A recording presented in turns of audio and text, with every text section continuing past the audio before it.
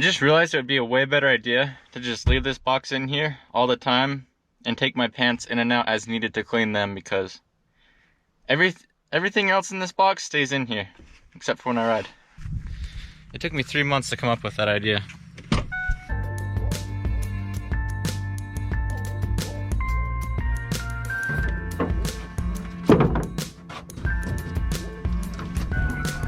I'm out at the pit today. It's been raining and snowing a lot the past few weeks, so clay is out of the option.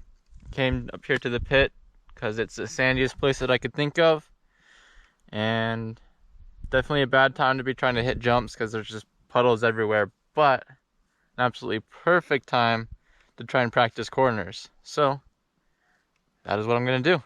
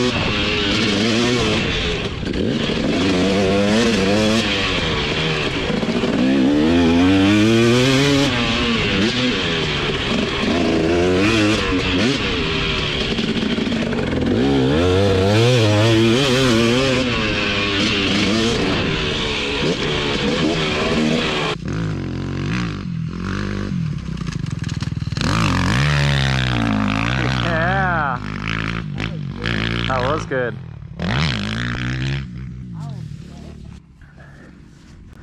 That's an indication that it was a good session and that it's time to wrap things up.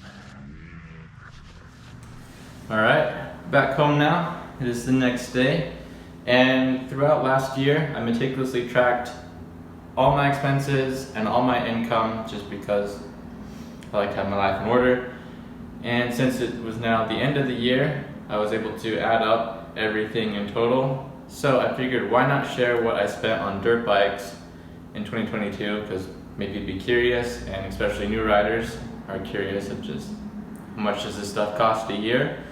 So in 2022 I spent $5,117 on dirt bikes. I'll run it down to 5,000 just to make it simple. That's not entirely accurate. Yes, $5,000 went through my account towards dirt bikes, but it wasn't all my expenses. Bryson used my Rocky Mountain account to order parts a few times, and I think that added up to about $1,000 towards his bike. I also rebuilt my girlfriend's dirt bike this year, an entire engine rebuild. That added up to about $1,500, which also went to his account. Both of them, paid me back. It just wasn't tracked in here. So let's see, what does that go down to? $2,500. So really, I only spent $2,500 this year riding dirt bikes. Now, what did all those expenses go towards? Well, at the beginning of the year, I did a full engine rebuild on my dirt bike, and then after that, it was just casual maintenance parts. So oil changes, air filters, drivetrain, little parts here and there that would just wear out, but there wasn't really any like big upgrades or trying to make my bike look pretty. I definitely rode a lot last year, so that is why there was just so much money being poured into maintenance, because I was just putting a lot of hours on the bike. And then I also figured, why not share the gas column here, which ended up being $3,163. I'll just round it down to 3,000, make it simple. And most of that was towards dirt bike related things. Yes, I did go on a few out of town trips here and there, maybe 40% of the gas expenses were for things that were not dirt bike related, but 60% were dirt bike related, just hauling my bike around to riding spots, some in town, some out of town, and then of course putting gas in my dirt bike, so that's an extra 3,000 that could be added on to the dirt bike expenses. So if we do the math, the gas that I used just for hauling my dirt bike and the money that I spent just on my dirt bike adds up to a total of about $4,500. My plan for 2023 is to just be a little bit more chill and very consistent, so I'm just limiting myself to one ride every weekend and try to make it a good practice session, just so that way I can use this year to save up some more money, get a good emergency fund, some month's expenses under my belt, so that if things ever go south, we're okay. But I'm curious, have you ever tracked your expenses on dirt bike related stuff? And if so, what did it add up to?